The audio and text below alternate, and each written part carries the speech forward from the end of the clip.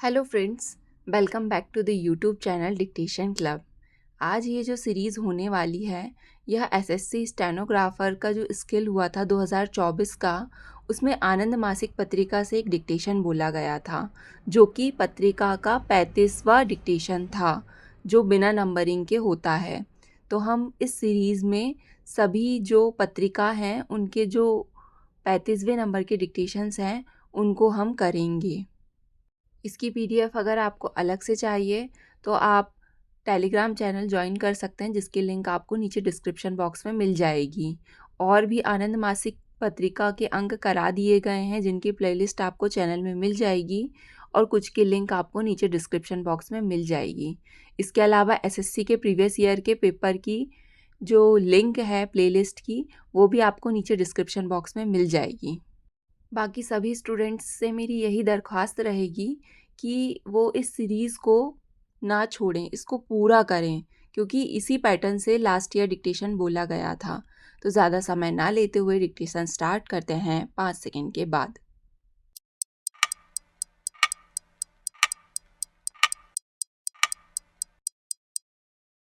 मनुष्य एक चेतन प्राणी है जो अपने गुणों को प्रकाशित कर मनुष्य से देवत्व की संज्ञा प्राप्त कर लेता है। यह तभी होता है जब वह अपने व्यक्तित्व का चरम विकास कर लेता है।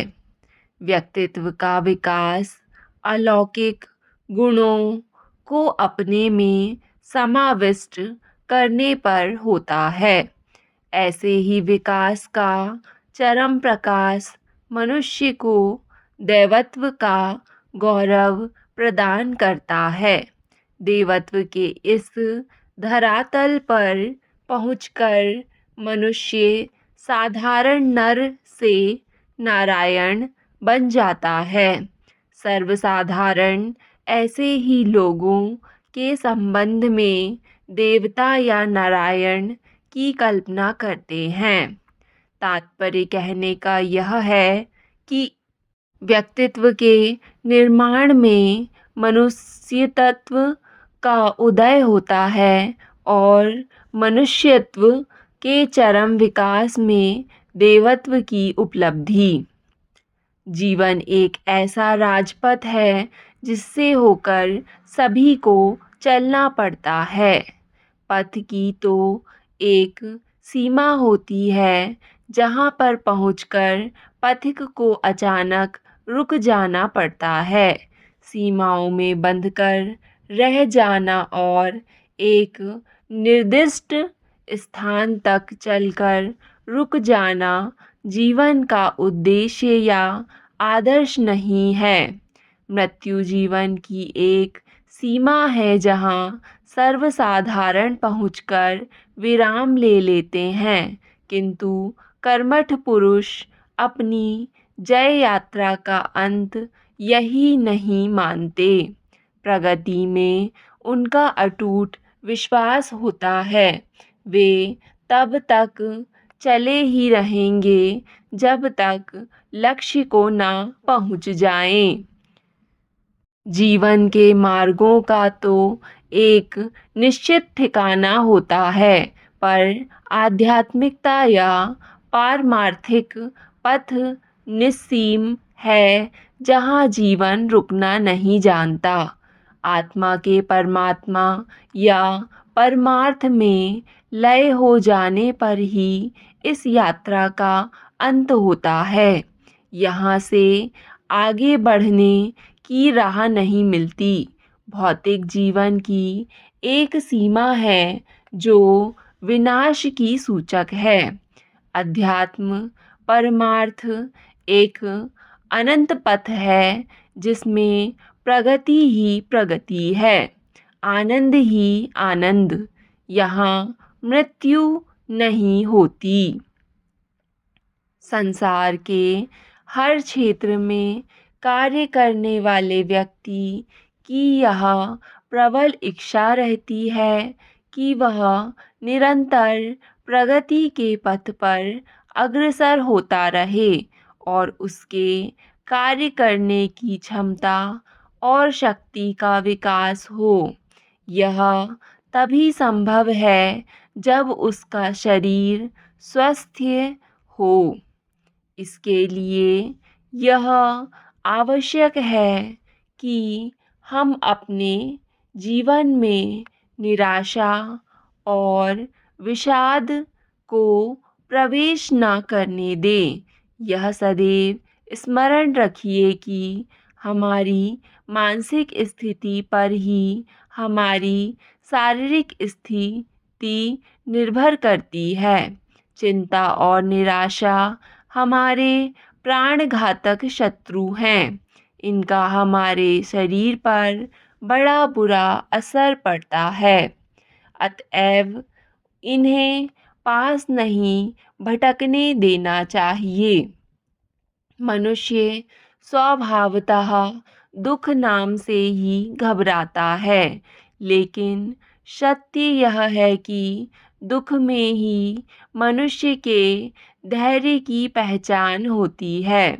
जिस प्रकार बर्तन को मांजने पर वह शुद्ध और चमकदार हो जाता है, उसी प्रकार दुख के द्वारा ही मनुष्य के व्यक्तित्व का परिष्कार होता है।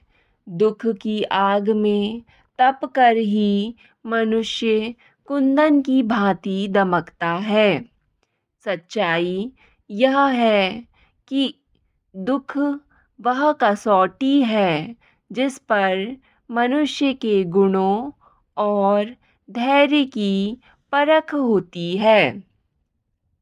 प्रतिभा से तात्पर्य हमारी बुद्धि प्रेरक शक्ति है।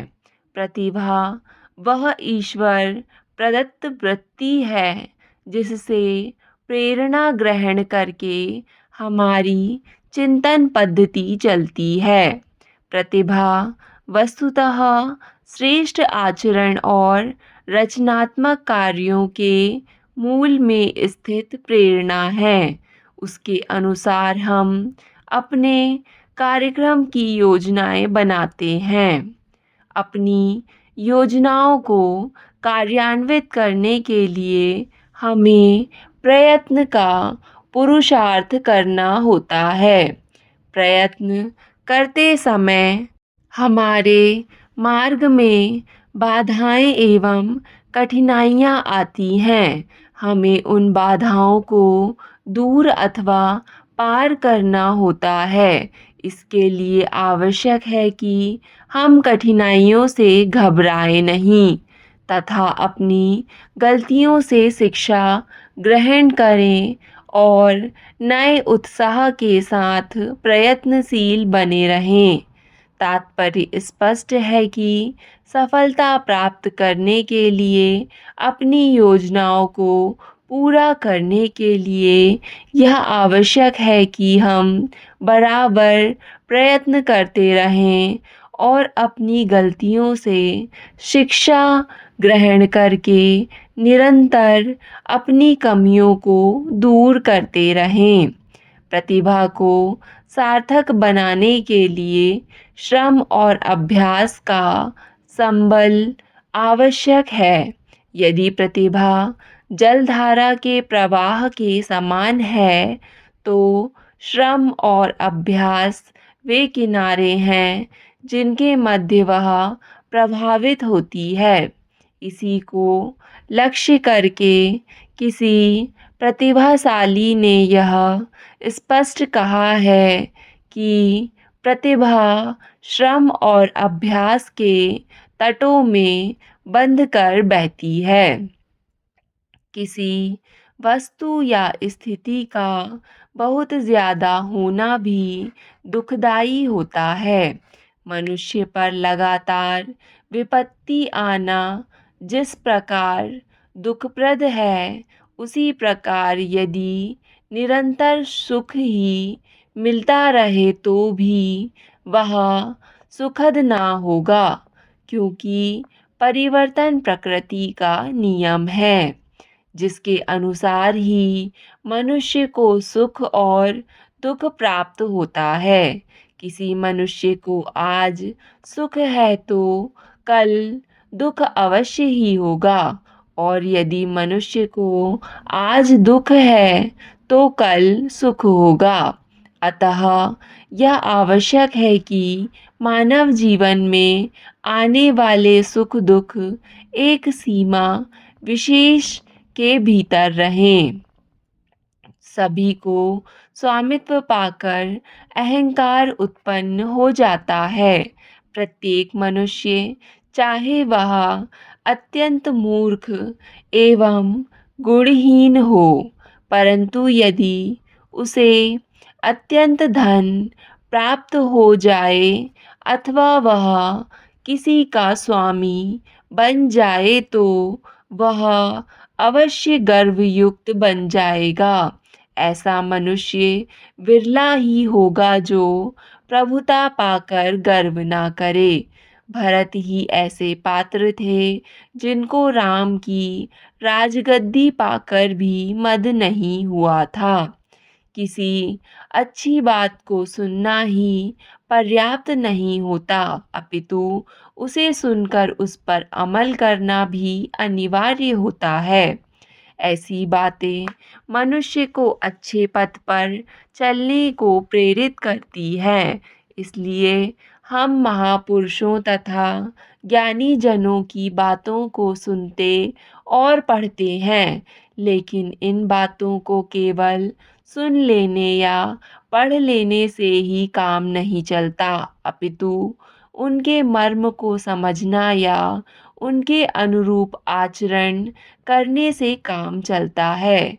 किसी बात का अभिप्राय हम तभी समझ सकते हैं जब हम उसका चिंतन या मनन करें। इसलिए हमें अच्छी बातों को सुनने या पढ़ने से कोई लाभ नहीं होगा। उसके सुनने या पढ़ने की सार्थकता तभी है जब उसे भली भांति सुना जाए और उसके अनुरूप आचरण किया जाए। स्टॉप। डिक्टेशन पसंद आए तो वीडियो को लाइक तथा चैनल को सब्सक्राइब ज़रूर करें। धन्यवाद।